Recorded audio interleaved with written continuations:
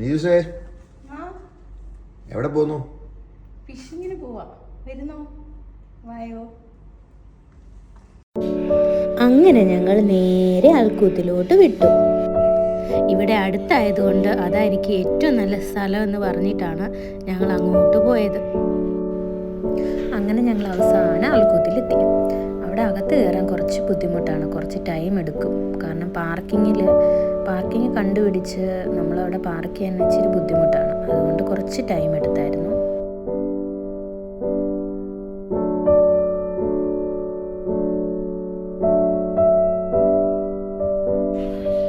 പിന്നെ ഞങ്ങൾ പോയത് ഒരു ഉച്ചയൊക്കെ കഴിഞ്ഞിട്ടായതുകൊണ്ട് ആൾക്കാരൊക്കെ വന്നുകൊണ്ടിരിക്കുന്നതേ ഉള്ളായിരുന്നു. അധികം തിരക്കൊന്നും ഇല്ലായിരുന്നു, എന്നാലും ആൾക്കാരിങ്ങനെ വന്നുകൊണ്ടിരിക്കുന്നുണ്ടായിരുന്നു. അങ്ങനെ ഞങ്ങൾ അൽക്കൂത്തിനകത്ത് കയറി. ഇവിടെ നല്ല രസമാണ് കാണാൻ. ഇവിടെ വാട്ടർ ഷോ ഉണ്ട്, ലൈറ്റ് മ്യൂസിക്. അത് ഒരു 30 മിനിറ്റ്സ് ഇൻ്റർവെല്ലിലാണ് അവർ കാണിക്കുന്നത്. ഞങ്ങൾ ചെന്ന ടൈമിൽ അതില്ലായിരുന്നു, ഓൾറെഡി കഴിഞ്ഞായിരുന്നു. അങ്ങോട്ട് ചെല്ലുമ്പോഴേ അത് കഴിഞ്ഞു. ഇനി അടുത്തൊരു 30 മിനിറ്റ്സ് കഴിയുമ്പോഴാണോ അത് പിന്നെ സ്റ്റാർട്ട് ചെയ്യുന്നത്. അങ്ങനെ ഞങ്ങൾ അവിടെ കുറച്ച് ബേർഡ്സിനെയൊക്കെ കണ്ടു. അതൊക്കെ ഞാൻ ഫോട്ടോ എടുത്തു. നല്ല രസമായിരുന്നു.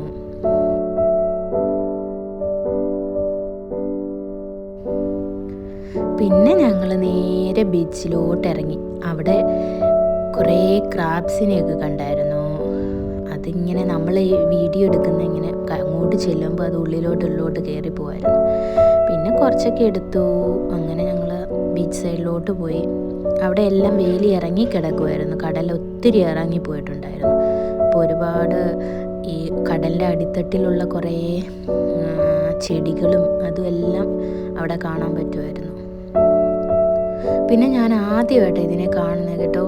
ഇതൊരു മീനാണെന്നാണ് പറഞ്ഞത്. അത് ജീവനുണ്ടായിരുന്നു.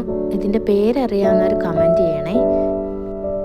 പിന്നെ അങ്ങോട്ട് നടന്നു പോയപ്പോൾ ചേട്ടൻ അവിടെ എന്തോ ഒരു സാധനത്തിനെ കാണിച്ചായിരുന്നു. നോക്കുമ്പോൾ അതൊരു സ്റ്റാർ ഫിഷ് ആയിരുന്നു. ഇത് ഞാൻ ആദ്യമായിട്ടാണ് കാണുന്നത്. അതിനെ ഞങ്ങളെടുത്ത് കല്ലിൻ്റെ അവിടെ ഇട്ട് 2-3 ഫോട്ടോ ഒക്കെ എടുത്തു. അതിനും ജീവനുണ്ടായിരുന്നു.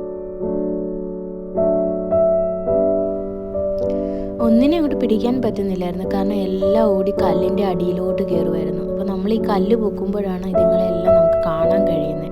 ഇങ്ങനെ ഓരോരോ കല്ലുകൾ ഇങ്ങനെ പൊക്കി നോക്കുമ്പോൾ നമുക്ക് ഒരുപാട് ക്രാബിനെയൊക്കെ കാണാൻ പറ്റുമായിരുന്നു. അപ്പോൾ കുറേ ക്രാബിനെയൊക്കെ ഞങ്ങൾ പിടിച്ചായിരുന്നു.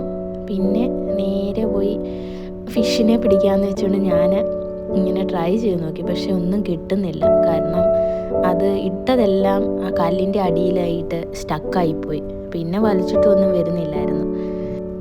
പിന്നെ ഞാനത് അവിടെ കളഞ്ഞിട്ടിങ്ങി പോന്നു. പിന്നെ ഒന്നും പറയണ്ട, അവിടെ നിന്ന് പിള്ളേരെല്ലാം ഓടി വന്നിട്ട് ഞങ്ങൾക്കും പിടിച്ചായോ എന്ന് പറഞ്ഞു. ഞങ്ങളുടെ ലിജോ ചേട്ടനായിരുന്നു മെയിൻ ആൾ ഇത് പിടിക്കുന്നത്. ക്രാബിനെയൊക്കെ പിടിച്ചപ്പോൾ അവർക്കും വേണം. അവരും കുറേ ബക്കറ്റൊക്കെ കൊണ്ടുവന്നു. എന്നിട്ട് കല്ലെല്ലാം പൊക്കിയിട്ട് നോക്കിയിട്ട് ഇവിടെ ഉണ്ട് അവിടെ ഉണ്ടെന്ന് പിടിച്ചു തരാൻ പറഞ്ഞിട്ട് പുറകേ നടക്കുമായിരുന്നു. അങ്ങനെ ഞങ്ങൾക്ക് കിട്ടിയതെല്ലാം അവർക്ക് കൊടുത്തു. ഞങ്ങൾ വെറും കൈയോടെ തിരിച്ച് വീട്ടിലേക്ക് മടങ്ങി.